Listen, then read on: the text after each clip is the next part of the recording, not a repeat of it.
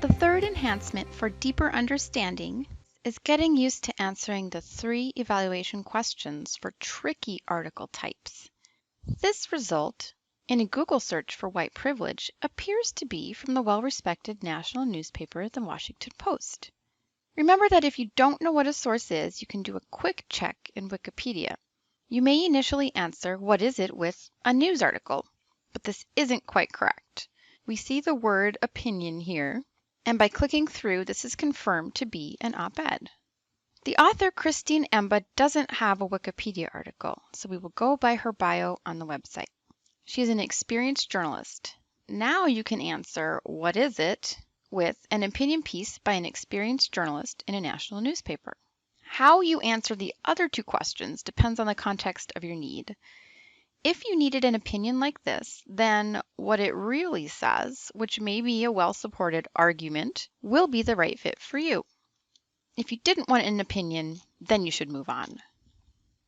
A common source used by many students that is a national newspaper like the Washington Post that also has a lot of opinion pieces is the New York Times. You can explore how to set up your free New York Times account using the link on this page. Here's another tricky source, this time in the JSTOR database. JSTOR is a good database to consider if you want results that are only from scholarly journals and books that are all full text. Keep in mind that the full text comes at the cost of some currency, since every journal will not show you the most recent 1 to 5 years in here.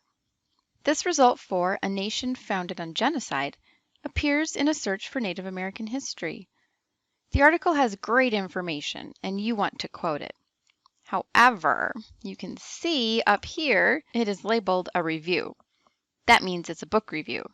You can also see on the article itself more clues. There are 2 titles, the title of the book and the title of the review, and 2 authors, the author of the book and the author of the review.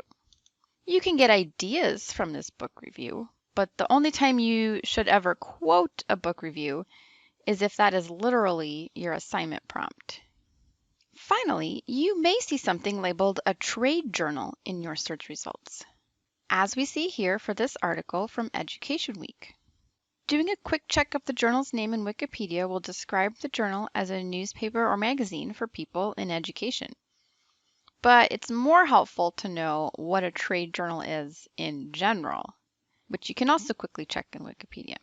A trade journal is indeed a news source or magazine for people in any particular profession.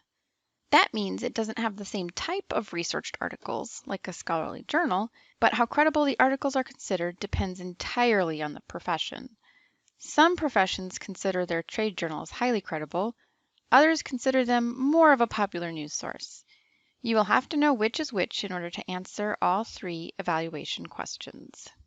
Now you can use what you've learned in this video to start enhancing your research with a deeper understanding of reference databases, books, and identifying tricky article types.